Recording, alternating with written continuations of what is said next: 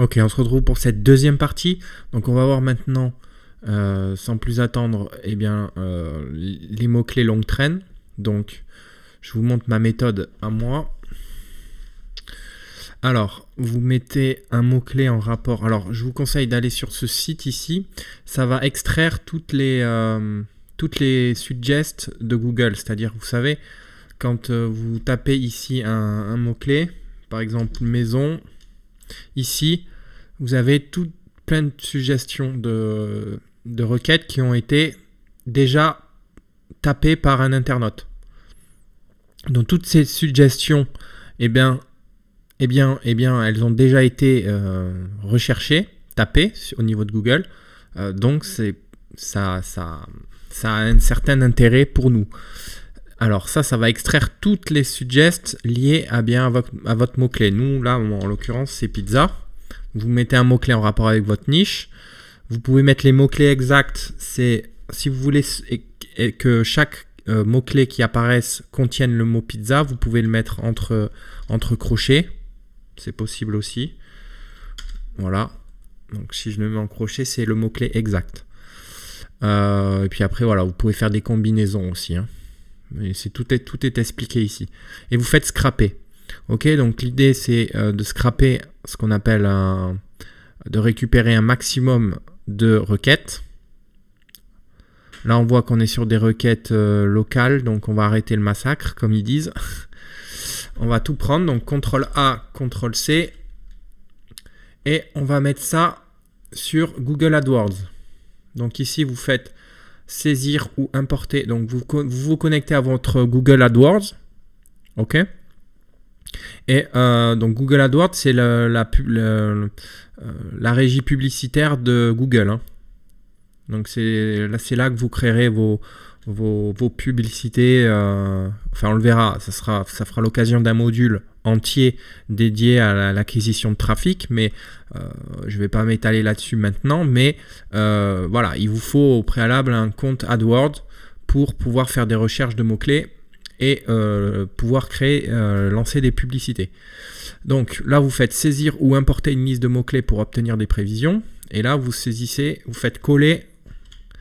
Vous collez en fait toutes les requêtes qu'on a scrappées avec ce site. Vous avez aussi un autre site pour scraper qui s'appelle Keyword Cheater.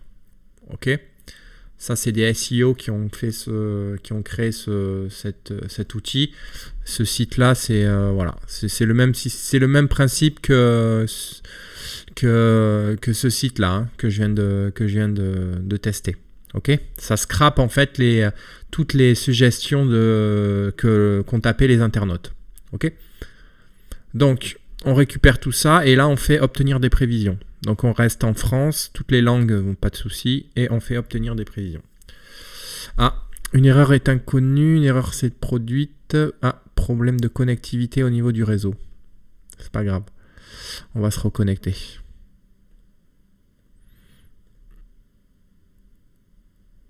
Hop, on se reconnecte.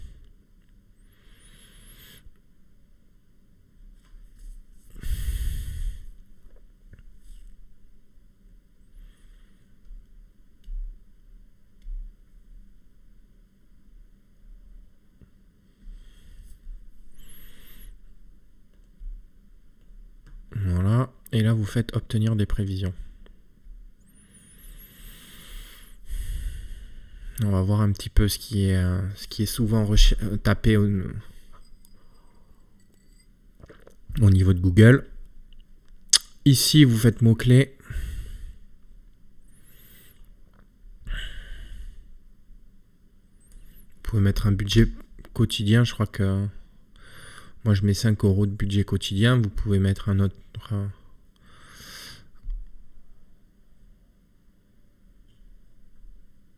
Au niveau des mots-clés, on peut les télécharger ici. Bon, moi, je le prends en CSV. Ici, télécharger. On a quand même scrappé 300 mots hein, avec cet outil. Donc là, hop, on va le mettre sur le bureau.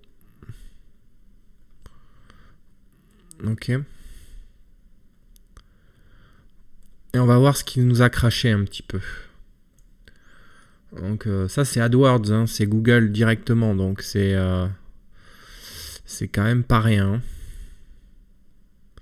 Par contre, eux, étant donné que là j'ai pas de publicité qui sont en cours, ils m'ont mis des intervalles de recherche. Bon, c'est pas trop grave parce que là, de toute façon, nous après on va affiner avec SEMrush.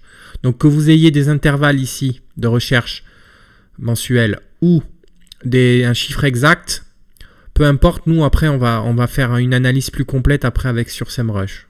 Ok. Donc là vous pouvez vous mettre sur l'entête ici sur la colonne recherche mensuelle, vous vous mettez au niveau de l'entête ici et vous faites filtrer ici et là vous prenez que les mots-clés qui sont compris entre 1000 et au-delà. Donc 100 et 1000 on prend pas, 100 000 et 1 million on prend, 10 000 et 100 000 on prend et 1000 et 10 000 on prend. Et on fait OK. Voilà. Là déjà, on a les requêtes qui sont souvent tapées au niveau de Google. On voit que c'est quasiment que du hors-sujet parce que c'est que des requêtes locales. Donc ça, c'est emmerdant. Donc ce qu'on va faire, c'est qu'on va refaire avec l'autre scrapper pour tester un petit peu, voir ce qui ressort sur l'autre scrapper. Et là, on va mettre pizza. Ok, et on va voir ce qui nous ressort. On va laisser passer un petit peu les requêtes locales, entre guillemets. Et on va laisser, voilà, on voit qu'il y a beaucoup de requêtes en rapport avec la livraison de pizza. Hein. Pizza YouTube, pizza, je vois. Pizza Hut. Je crois que cette niche pour récupérer des requêtes avec ces outils-là, c'est pas le bon exemple, si vous voulez, cette niche. Parce que là, ça nous ressort que des requêtes locales. Et c'est pas ce qu'on recherche. Je crois que je vais rien pouvoir exploiter là parce que je suis en train de regarder ce qui ressort et c'est que des requêtes pour des livraisons de pizza, des choses comme ça. Donc je crois que je vais stopper, je vais faire stop job. Si je regarde rapidement, Pizza Hut. Il y a Pizza Hut avec le nom de la ville à côté. Donc ça nous intéresse pas. Après Pizza XL, ça on s'en fout. Seignos, Périgueux, Poitiers, Oloron. Bon, ok. Toutes les requêtes locales, elles ont été scrappées. Donc ça nous intéresse pas. Autre méthode aussi, vous faites ici, vous refermez, vous faites. Bon, moi je prends l'ancien outil de AdWords. Hein, je trouve que c'est plus ergonomique, je trouve.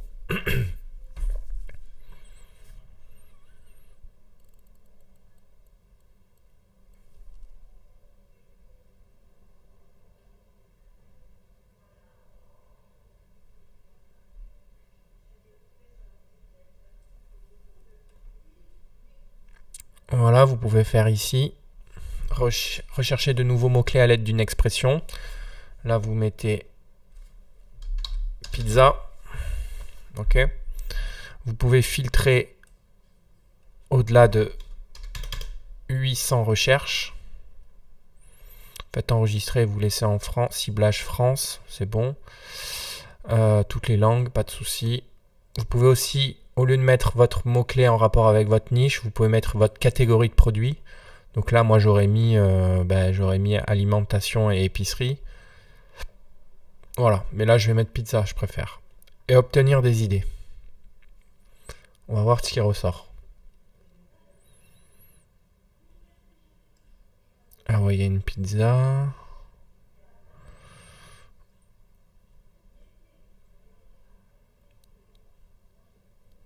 Pizza Planète, ici pizza. Ça c'est pas très recherché. Donc on voit que AdWords, ça nous, voilà, on n'a pas vraiment, là on n'a pas grand chose qui ressort. On va tenter un autre. On va tenter un autre tenter recette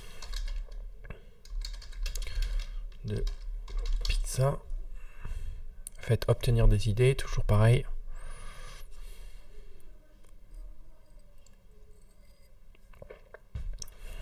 Ça a l'air d'être mieux quand même. Alors on peut faire ça, on peut refaire aussi ici un coup de scrapper et mettre recette de pizza. C'est possible aussi. Ouais, ça a l'air d'être mieux. Vous voyez, il y a des requêtes qui sont plus non locales et qui sont un peu plus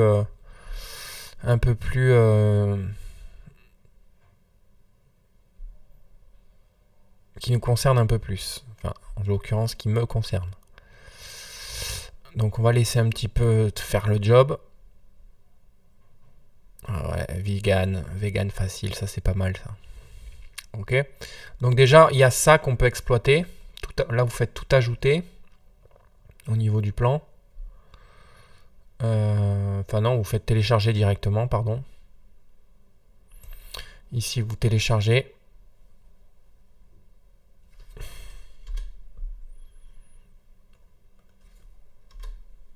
Ok, enregistrer.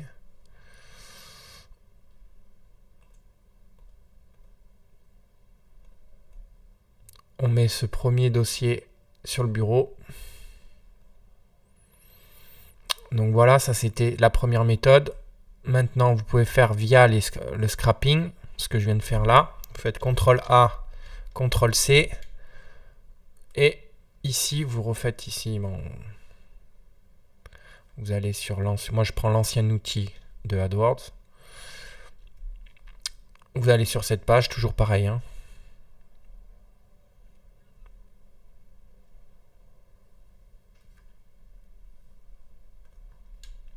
Et là, on fait, au lieu de faire rechercher de nouveaux mots-clés, eh bien, vous saisissez ou importez une liste de mots-clés. Donc, puisqu'on vient de scraper avec suggestmachine.com, et là, vous faites coller. Et on va voir ce qui ressort. Obtenir des prévisions.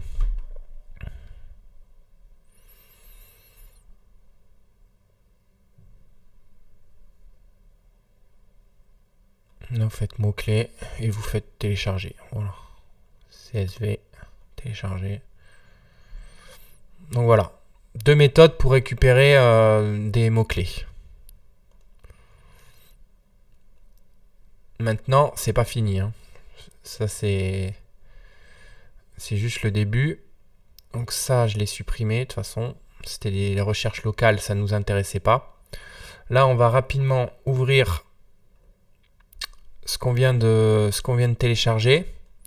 Donc ça, je supprime, ça m'intéresse pas. Là, pareil, je me situe en haut de la colonne en recherche mensuelle et je vais filtrer. Ici, ça m'intéresse pas et ça non plus. Je prends au-delà de 1000. Donc déjà, il y a tout ça qui apparaît. Donc déjà, ça commence à être pas mal. Recette marocaine, bon ça nous intéresse pas. Recette mayonnaise non plus. Recette de gaufre. Bon, dans ce qui ressort, il y a des petits déchets. Hein. Il y a des petites requêtes qu'il faut enlever. Recette vinaigrette, cookies, ça nous intéresse pas. Ok. Recette citron non plus. Recette marmiton non plus. Bon.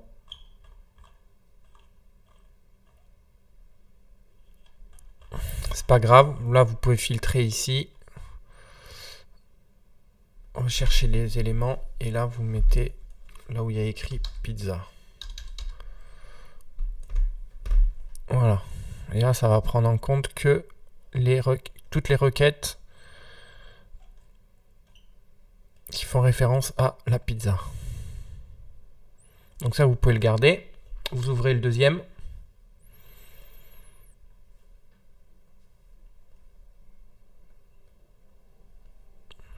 C'est possible que vous ayez des doublons hein, entre le premier et le deuxième. Hein. C'est pas un souci. Hop, ça je supprime. Et pareil, on va d'abord filtrer en fonction des recherches mensuelles. Donc là... Ah, Pourquoi là il y a un petit problème là. Il y a un petit bug.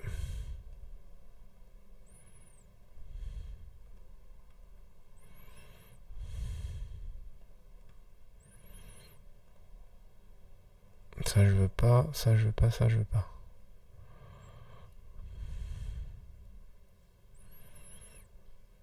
Bon ok, il n'y a que ça qui est ressorti.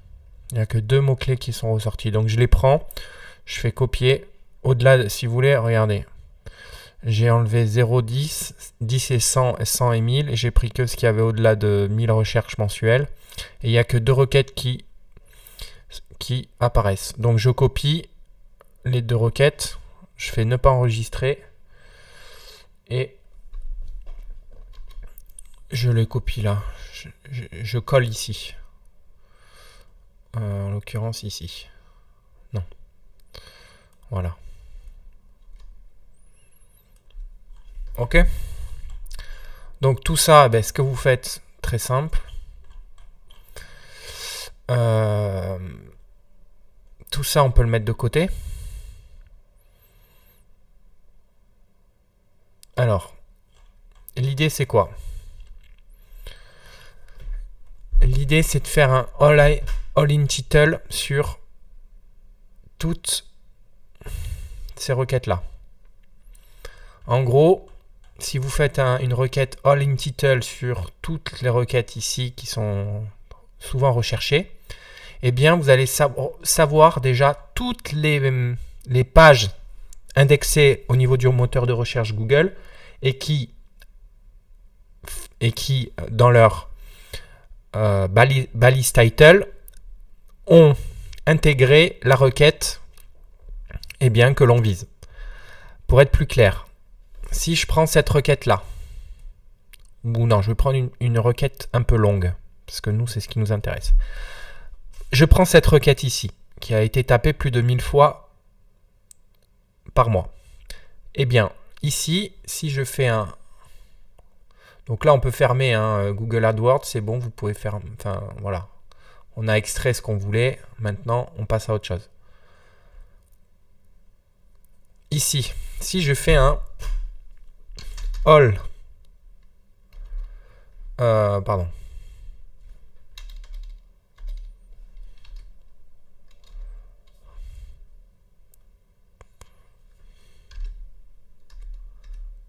Si je fais un all in title, 2 points. J'ouvre les guillemets et je mets la requête que je vise. Ok, qu'est-ce qui apparaît? Eh bien, 10 résultats. C'est rien. C'est rien, 10 résultats. Ça veut dire concrètement qu'il y a 10 pages sur tout le net, sur tout Google, sur tout le Internet, au niveau de Google bien sûr, et en France. Eh bien en France, en tout cas Google France a indexé 10 résultats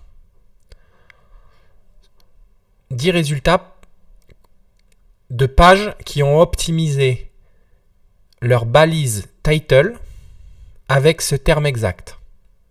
En tout cas, pas exact, mais en tout cas avec ce terme-là. C'est-à-dire que là, vous voyez qu'au niveau de la balise title, donc c'est celle qui apparaît ici, c'est celle qui a le plus de poids en termes de SEO, en termes de référencement organique, donc référencement naturel. La balise title, comme je l'ai déjà dit, c'est la balise qui a le plus de poids. Eh bien, vous voyez qu'il n'y a que 10 sites qui ont mis cette requête exacte. Vous voyez. Alors que pourtant, elle est tapée plus de, elle est tapée plus de 1000 fois. Vous voyez l'idée. Elle est tapée plus de 1000 fois. Donc ça, c'est typiquement une requête intéressante. Clairement. Alors, vous allez me dire, oui, mais là, il faut faire ce travail sur toutes les requêtes. C'est là que je vous dis, attendez. Je crois que Screaming Frog fera le travail. Je ne sais plus si c'est au niveau...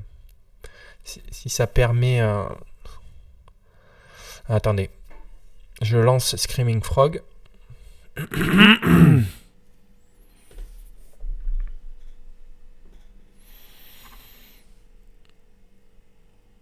Alors d'abord, il faut que j'enregistre. J'enregistre mon fichier, puisque j'ai filtré que les requêtes qui m'intéressaient. Donc là, c'est bon. Et là, je peux faire upload from a file. Est-ce que je peux...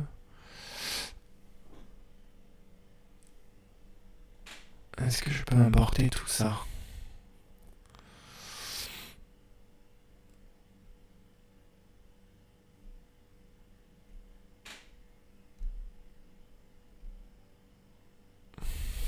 Non, en fait, c'est simple, c'est normal que ça fonctionne pas.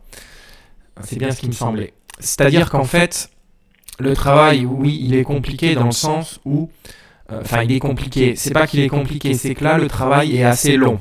Parce que c'est normal, vous optimisez votre contenu sur des requêtes longues qui vont constituer 80% de votre trafic en moyenne.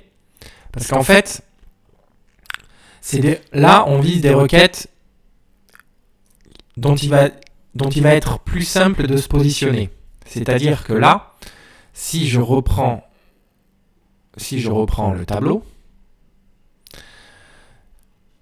cette requête-là, c'est beaucoup plus facile de se positionner sur cette requête-là, clairement. Ok ?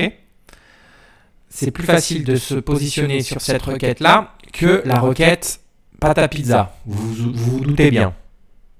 Déjà, au niveau des recherches mensuelles, on est à plus de 10 fois... on est à 10 fois plus au niveau des recherches mensuelles sur pâte à pizza que sur recette pâte à pizza professionnelle. Parce que le terme est beaucoup plus long, donc il est moins recherché, mais il est également moins concurrentiel. Donc, vous allez logiquement, on va le vérifier avec SEMrush et Screaming Frog, mais logiquement, vous arriveriez à vous placer plus facilement sur cette requête, et c'est même sûr à 100% quasiment, vous allez vous positionner plus facilement sur cette requête que sur cette requête. Et c'est en additionnant ce type de requête, c'est-à-dire celle-ci, elle est longue aussi, etc., etc., en additionnant tout plein de requêtes longues et donc plus faciles à se positionner, que vous obtiendrez un trafic conséquent sur votre site ou sur votre tunnel de vente. C'est comme ça.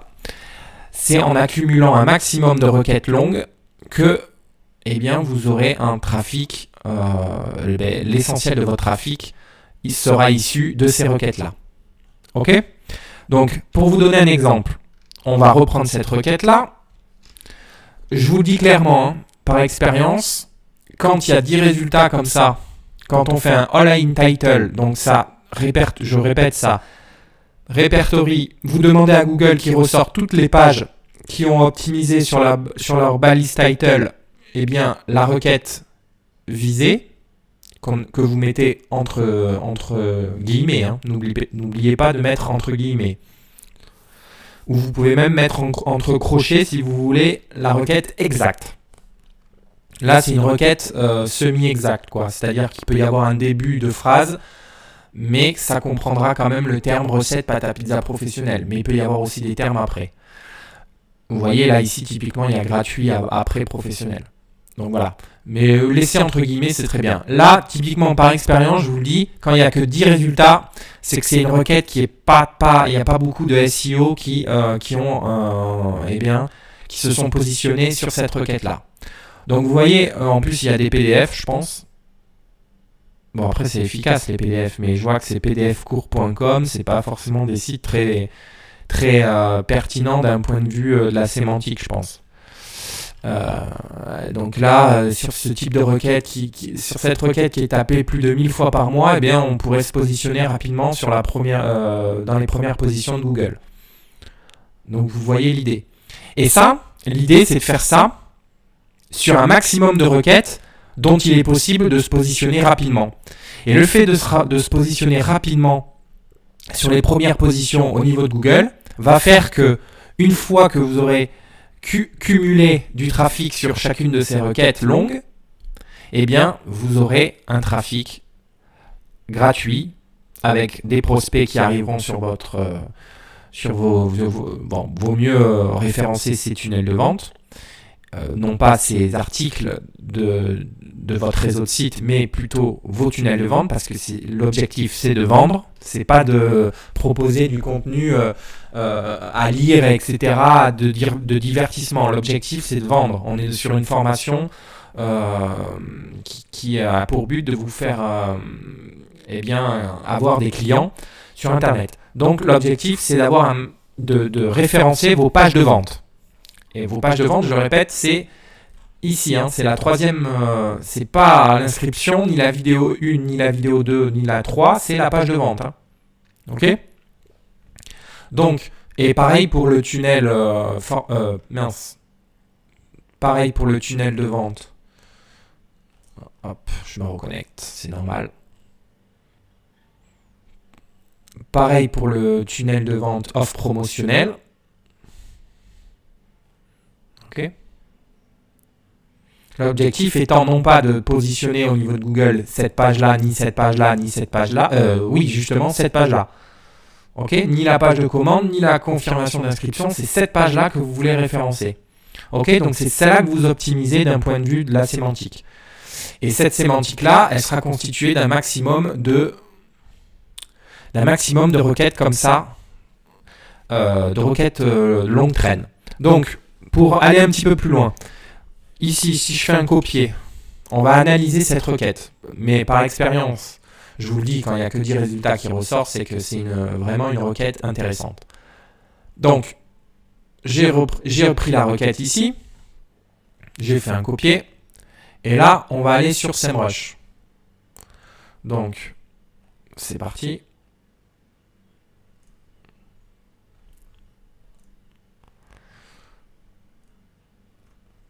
Vous vous connectez sur votre compte.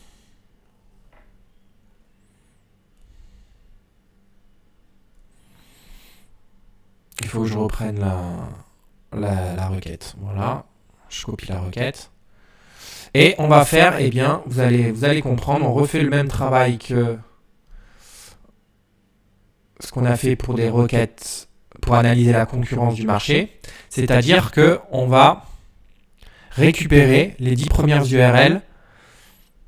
Alors ici vous faites analyse de mots-clés, coller, ok, et vous faites rechercher. Ici je veux pas Royaume-Uni, je veux France.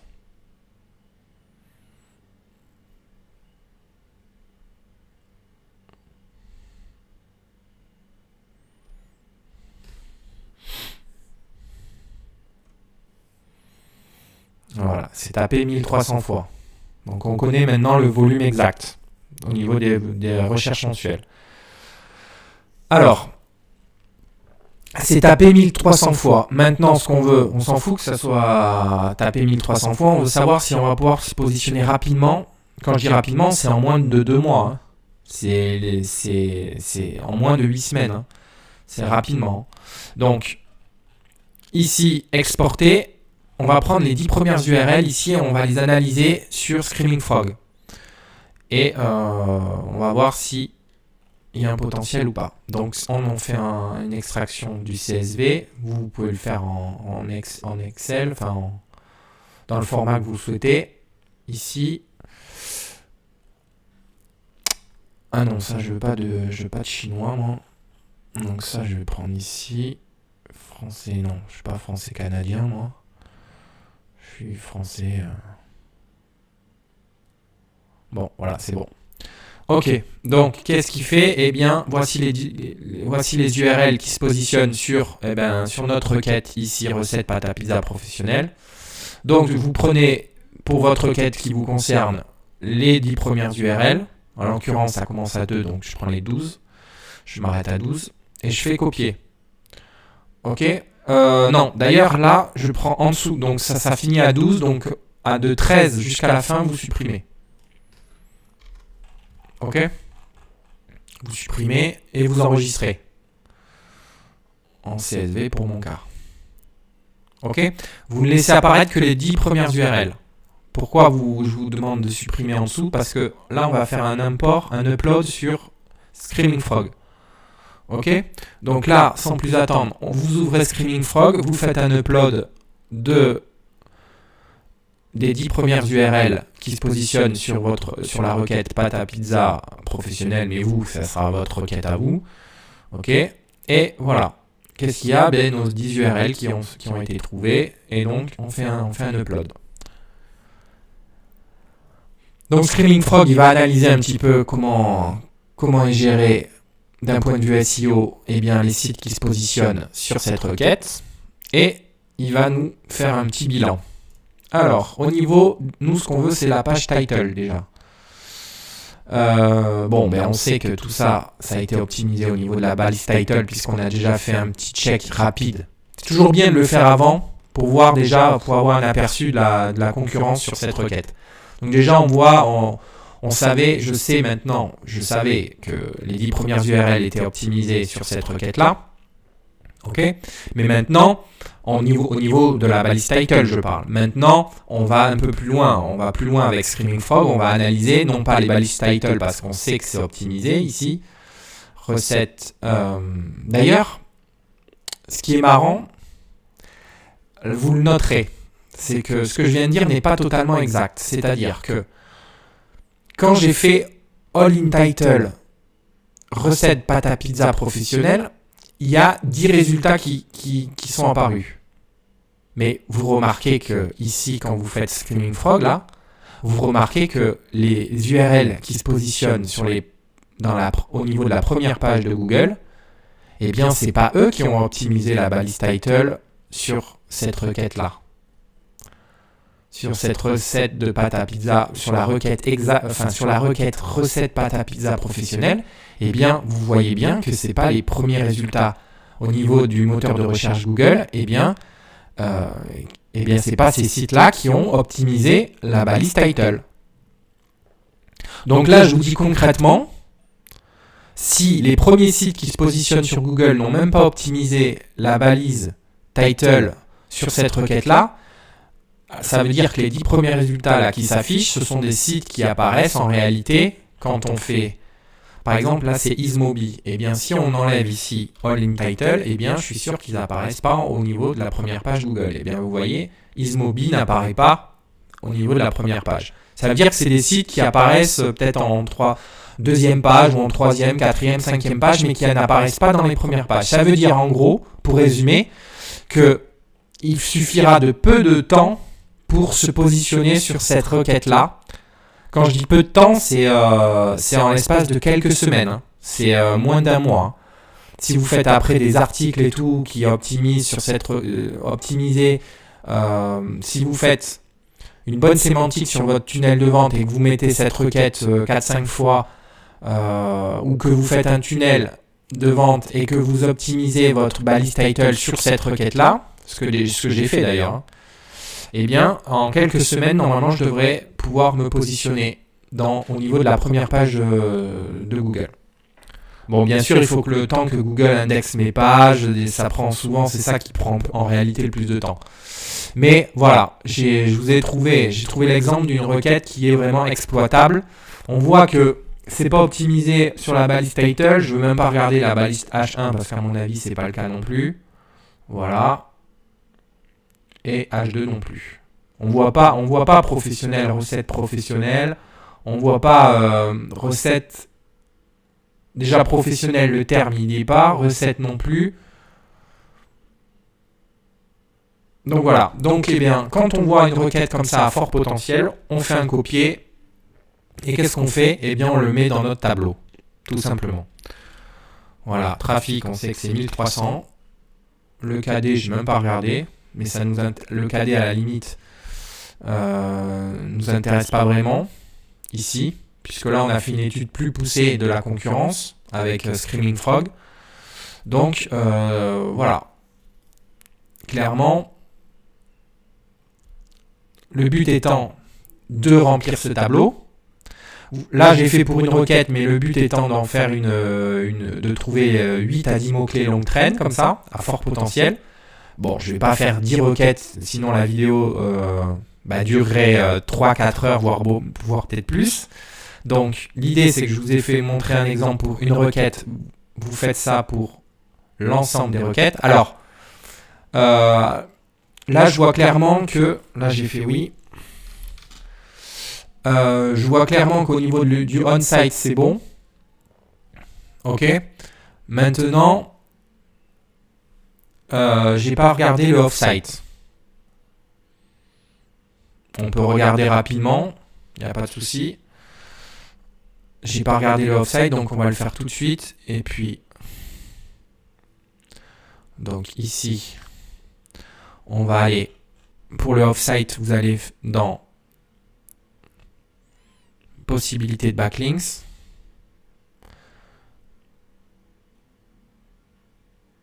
Ah non, pardon. D'abord, vous allez sur analyse. D'abord, vous allez sur analyse par lot. OK. Analyse par lot. Et du coup, vous reprenez vos 10 premières URL ici. Vous pouvez fermer. Bon, l'idée là, je vous ai montré sur une requête, donc vous ferez sur toutes vos requêtes à vous. Moi, donc je ferme l'Excel là. Donc là, vous faites coller. Donc vous collez vos 10 premières URL. Vous faites comparer. Et là, vous voyez un petit peu les sites qui ont l'autorité sur la première page Google. Donc, on voit qu'il y a patapizza.com qui est pas mal. Donc, attends, les premiers sans... Ouais, celui-là, il est pas mal. Ce site. Donc, on prend ce site-là.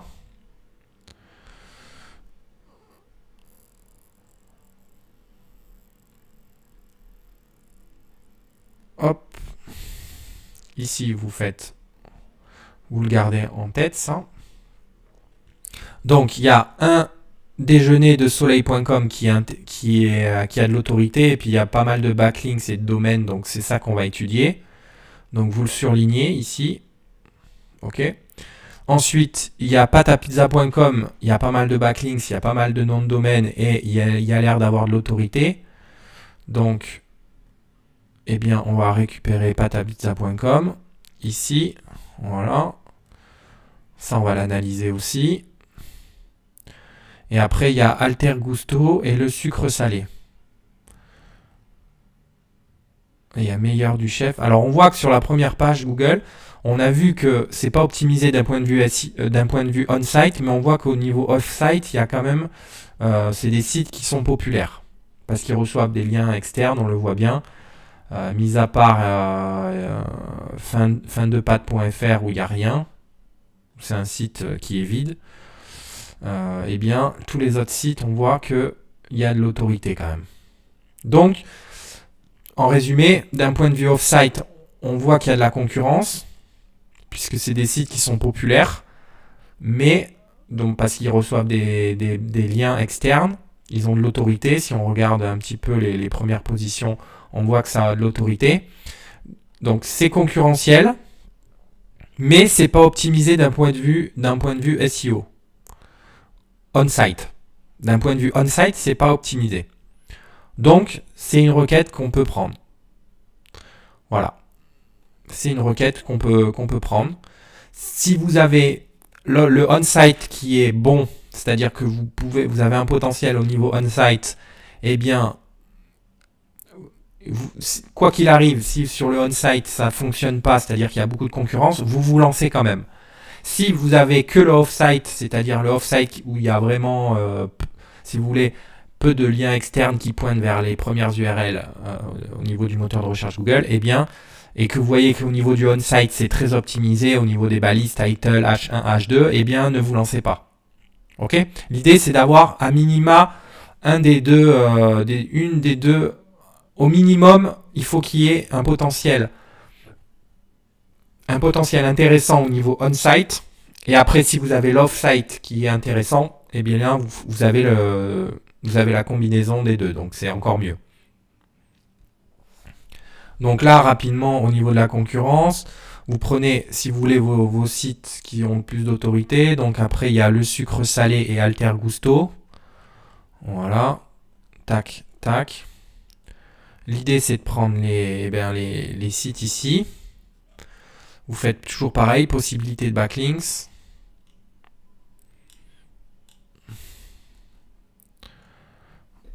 copier.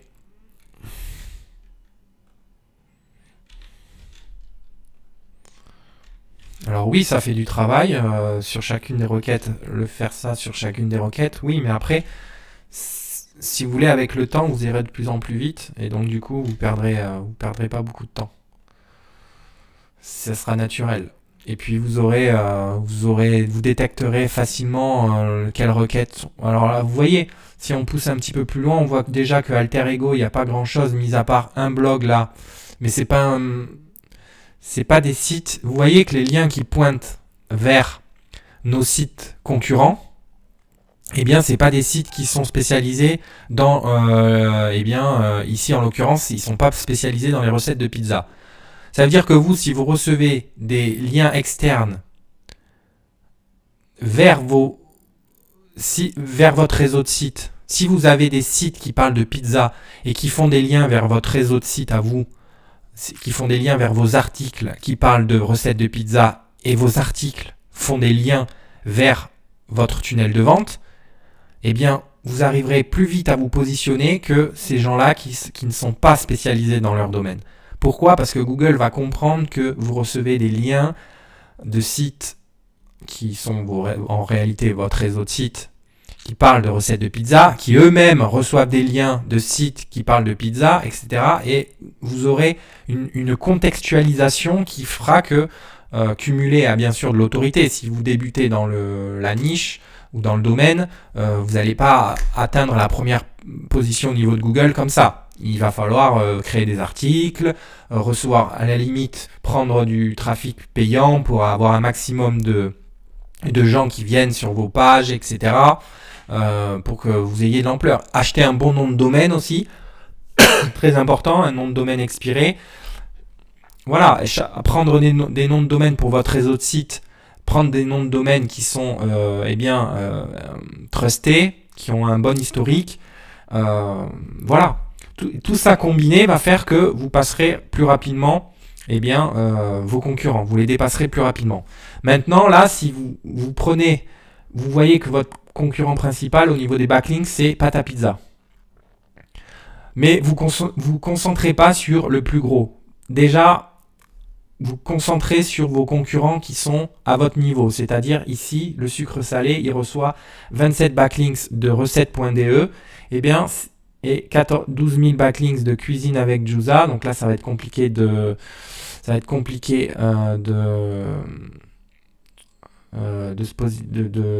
dépasser les 11 000 backlinks, à moins qu'il ait... Après, faut voir, peut-être que c'est parce que c'est en pied de page, et du coup, sur chaque page qui sont créées, ça crée un backlinks artificiel. Alors après, c'est peut-être comme ça, c'est pour ça qu'il reçoit beaucoup de backlinks. Mais on va dire qu'en fait, votre premier concurrent, il est ici, c'est lui.